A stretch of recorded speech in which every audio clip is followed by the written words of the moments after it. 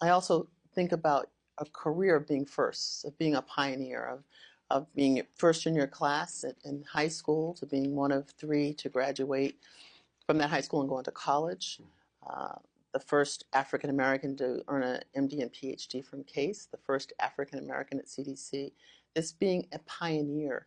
Um, what does it take to be a pioneer? Well, to be honest with you, I never set out to be a pioneer.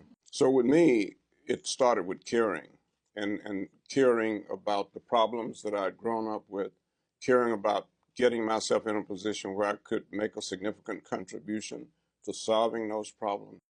I didn't set out to be the first black director of the CDC. In fact, I remember uh, when I was interviewed and the press asked, how does it feel to be the first black director of the CDC? And I said, well, my goal was never to be the first director, it was to be the best director that CDC ever had. And that was where I felt. I mean, um, but I guess also I was determined not to let race or somebody's bias stop me. CDC was a great experience. I still have just great memories, great regard for my time at the CDC, and still have a very close relationship. I started the CDC Foundation in 1995, and that foundation, of course, has grown to be probably the most effective government-related foundation. Last year, during the Ebola outbreak, the foundation raised over $50 million in 2 weeks so that CDC could set up emergency operation centers.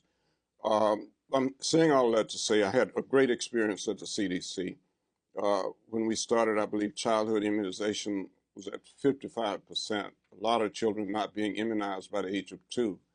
And we were able, with the help of a lot of people, including getting Congress and the White House to remove the financial barriers, we were able to get those immunization levels up to greater than 80% and virtually eliminate disparities.